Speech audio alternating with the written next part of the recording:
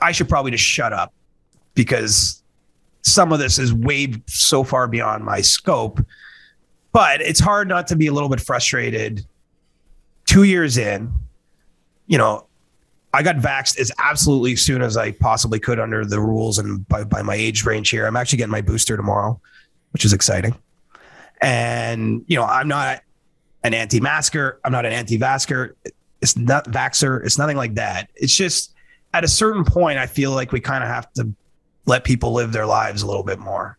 Like, we done all these rolling lockdowns here and we still ended up in this place, right?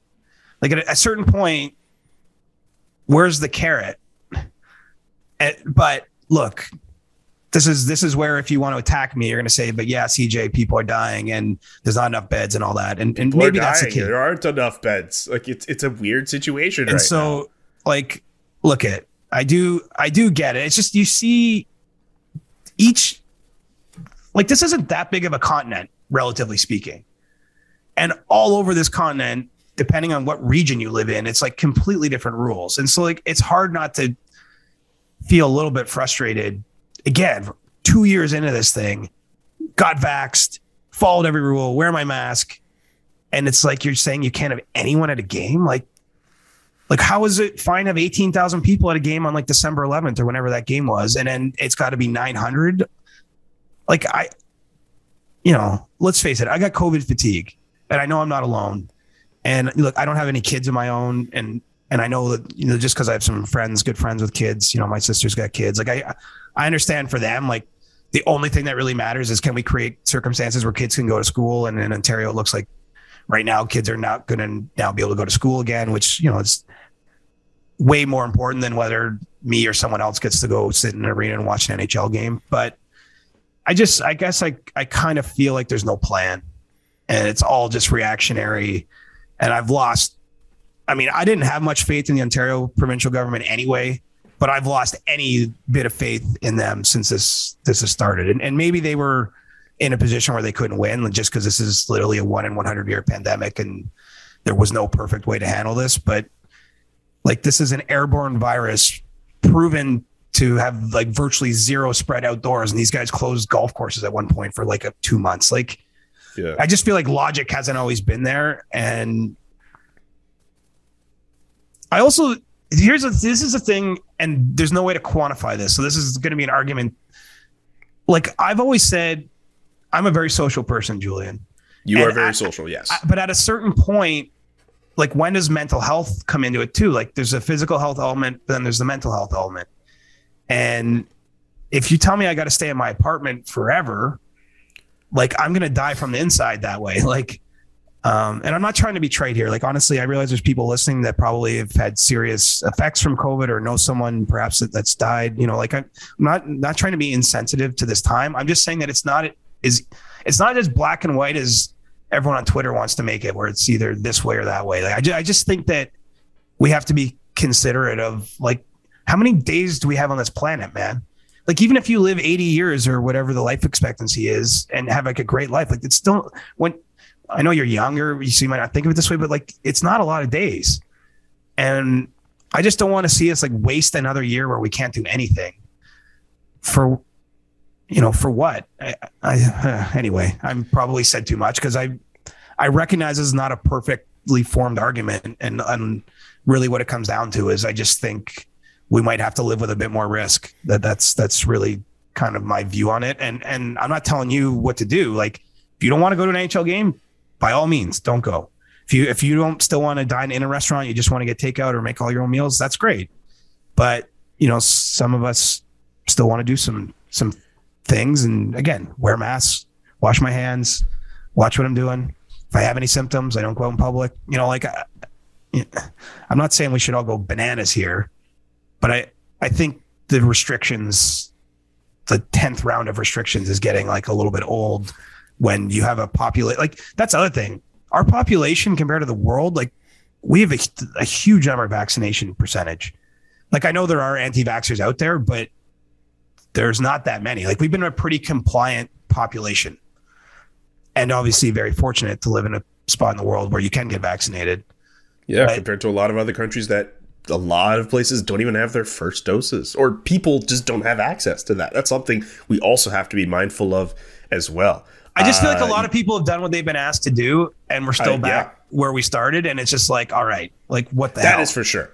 I think regardless of whether in Ontario or whether in Quebec or in so many other parts of the world, I don't think that's a dispute at all. Like, I think a lot of people have just felt over the last little while that they've done as much as they can do. And we all thought it was going to be over, or at the very least we'd be in the endemic. But it does feel like we've gotten back to square one. Like, again, a little bit beyond my depth of scope here. This doesn't count as NHL insider info, but come on, like this. Do you know anyone who's been that sick with Omicron? I may or may not have it. I don't know. Everything I've read though is like it's way like it's obviously way more transmissible, but it's like it's nowhere near as dangerous. And you know, obviously a big part of that is because we are vaccinated.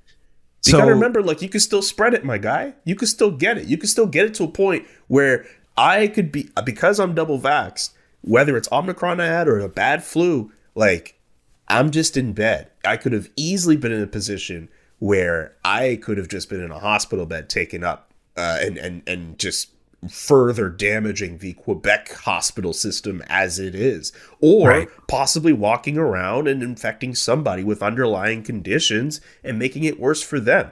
We kind of have to remember here that with all of our own personal freedoms, there's a lot of stuff that we want to do, like go out and be social. I'm social just like you, my man. Like, I want to be out with my friends all the time. I want to be able to go to bars and stuff. I want to do all this stuff. But like, one thing I'm realizing over this last, like, how many months we've gone through this, like the measures that are in there, I don't agree with all of them. I think the curfew is a stupid idea, but a lot of these measures are in there to protect everyone else, not just you. We have to think about it from a standpoint where it's not just you. It's not everything just about you or me or just individuals. It's about protecting other people. It's about thinking of other people. That's what has to be considered in all of this. It sucks. And I think honestly, though, like part of this is just me acknowledging, like, I've just really struggled for periods during this, like personally. Like, that's okay to acknowledge too. No, but like, so like that's partially where I arrive at this point. It's not even that I'm just being selfish. Like, I realize it could sound that way, but it's like I'm crying out for help, because it's like, honestly, like, I hate doing our job during this. Like, it sucks, man. It does. Yeah. I'm so lucky. I've never had to work a friggin' day in my life. Like, I'm sitting before you like the luckiest guy on earth, and I recognize that. And so, like, me complaining about my job, like, it's really friggin' rich, but like, not being in contact with people, not being able to have conversations, like, such a huge part of the job is social again. And like, I feel so withdrawn from the league and the players. Like, I feel like there's not nearly as much good work being done just because the conditions don't allow for it. I don't just mean by myself, I mean by everyone. Like, it's just a really hard time. Like, remember Paul Maurice mentioned, you know, when he stepped down from the Jets, about like how hard that season was with no fans. Like, he's like, you remember he said something, and like, you look around, you're like, what's the point? Like, I've had some of those same feelings myself. And literally, like, I've lived my dream every day since I was 18. Like, I wanted to do this my whole life, but there's just like a lot of days where I'm like, what are we even doing here? And so it's been hard. Right. And so that's where this is coming from. It's not me saying, I think I'm better than everyone else and you should suffer, or your grandma should suffer, so I can go to a hockey game. It's just, I think we at this point, this friggin' deep into this thing, I think we need better messaging. We need a clearer plan, and from the governments, I think we need some idea or roadmap of how this is going to play out. Not like, hey, in 3 weeks, your whole life might be turned upside down yet again. And imagine being a business owner in this. Like, people have gotten royally screwed in Ontario. Like, I don't know how it's all gone. Too. Like, I can't speak to the whole country because I don't know everything. But like, there was certain big corporations in this province that were allowed to stay open the whole time and keep their bottom lines going. And so many sort of mom and pop type of smaller restaurants or hardware stores, what have you, like, weren't allowed to stay open. Like, it was insane the way big business controlled the decisions that were made at the start in Ontario.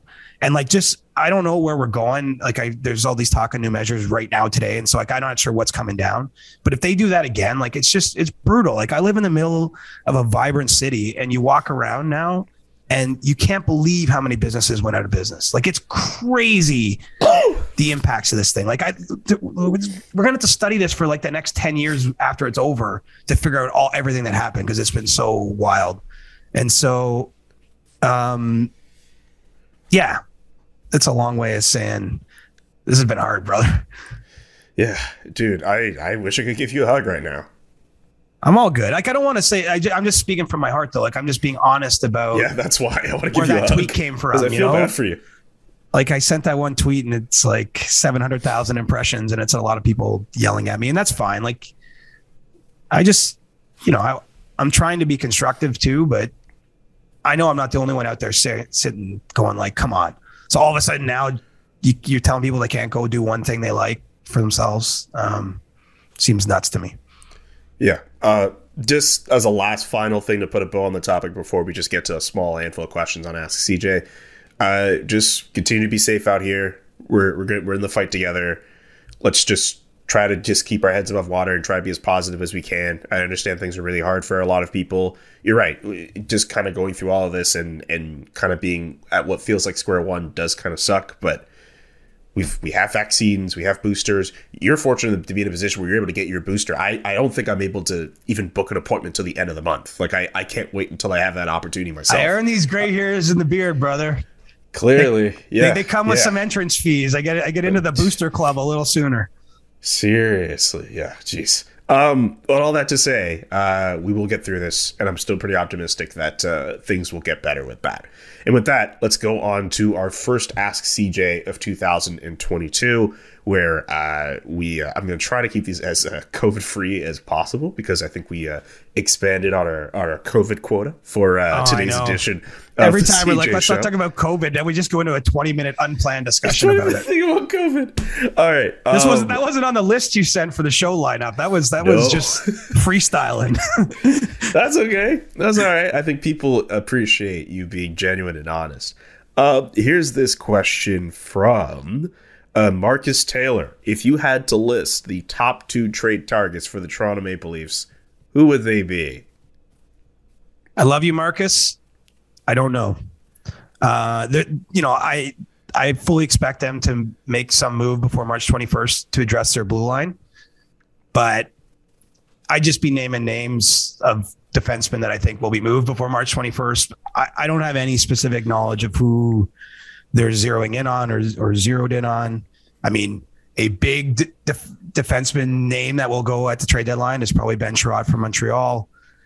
Plays a certain style. I think you could make a case that something like that could maybe work for the Leafs, but I'm not in a position yet to give you specifics. So to be clear, I'm not saying the Leafs are after Ben Sherratt. I'm just saying that's a name of a defenseman that will move. There's not going to be that many. What'll be interesting is what happens in Anaheim, right? Because they have a couple pending unrestricted free agents, Josh Manson, Hampus Lindholm, I believe Rickard Rakell as well as a forward. But, because they've had such a great season, what I would have guessed they would be doing come March 21st might not end up being what they're doing. And so, be curious to see how that shakes out over the next couple of months in Anaheim. But, really, because I know people love the trade talk, Julian, I don't get the feeling the trade market's that formed yet. I mean, obviously we can identify a few players that are likely to move just because of their contract status and they're on organizations going nowhere. Like Phil Kessel probably isn't finishing the season as a member of the Arizona Coyotes. I'd be very surprised if he did, as an example. Would the Leafs bring him back? I'm kidding. It's not what they need, and I think that ship has sailed. It's two-pronged answer. So my point is, like, we can identify a few players that are going to probably be moved, but I don't get the sense that all the dance partners have lined up just yet. A lot of teams haven't played many games, right? Like, there's a number of teams that are at about 30 games. I think the Bruins might be at 28 games. Even though we're later in the calendar year and we're used to this being a time there's more trade chatter. I mean, the deadline itself is a month later, but also just a lot of teams I still don't think know what they are. And so this is going to be a different trading period than normal.